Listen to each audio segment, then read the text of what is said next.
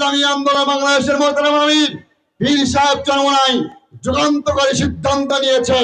যারা 53 বছর বাংলাদেশ শাসন করেছে, তারা আজকে আমাদের দেশটাকে মার্কিন সাম্রাজ্যবাদ, ভারতীয় আধিপত্যবাদের কাছে বিক্রি করে দিয়েছে।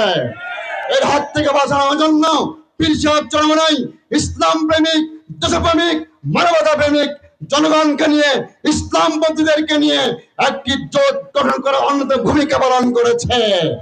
এই জন্য যারা বিগত দিনে ইসলামপন্থীদেরকে নিয়ে মুসলমানদেরকে ধোঁকা দিয়ে ক্ষমতায় গিয়েছিল, তাদের স্বপ্ন ভাঙ্গুর হয়েছে। এই জন্য পীর সাহেব চরমোনাইকে আঙ্গুল তুলাচ্ছেন। আমরা স্পষ্ট বলতে, বেশ কয়েকটি দিন ধরে বাংলাদেশের রাজনৈতিক অঙ্গনে যেই ভাষা, সেই ভাষা পরিবর্তন হয়েছে, শিষ্টাচারের পরিবর্তন হয়েছে।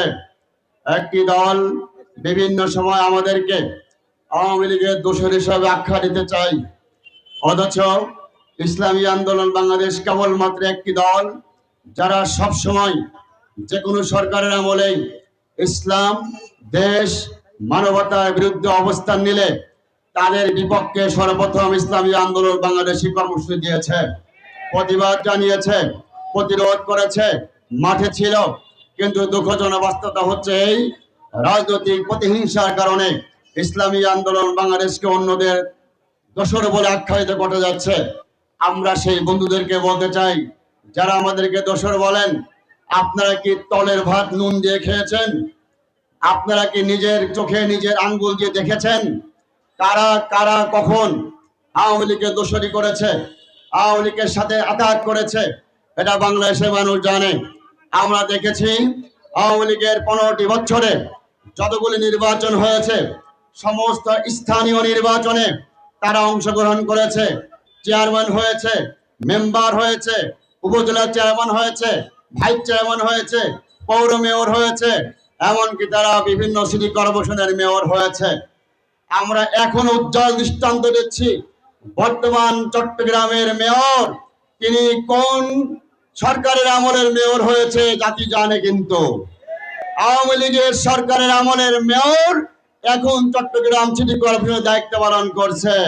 তাহলে আমরা দোষর হলাম না আপনারা দোষর হলেন?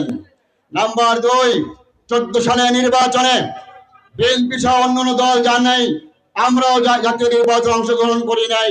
18 সালে অন্যান্য দলও গিয়েছে, বিএনপিও গিয়েছে, আমরা জাতীয় নির্বাচনে অংশগ্রহণ করেছিলাম। দুঃখজনক বাস্তবতা হচ্ছে আওয়ামী লীগ সরকার দিনের ভোট রাতে করার কারণে ইসলামী আন্দোলন বাংলাদেশ সবার আগে ওই নির্বাচনকে প্রত্যাখ্যান করেছিল।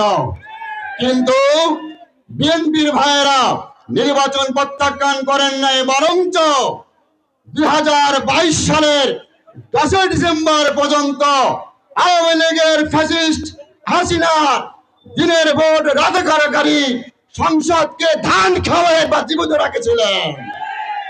দোষর আমরা হলেন না আপনারা হলেন? নাম্বার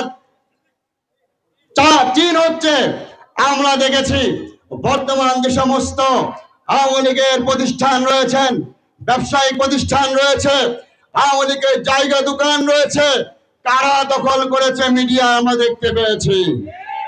আজকে মাদারীপুরের আওয়ামী লীগের সম্পদ কারা দখল করেছে জাতি জানে।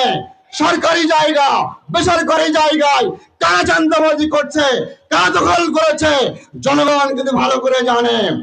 অতএব জনগণের চোখে ফাঁকি দেওয়ার সুযোগ নেই।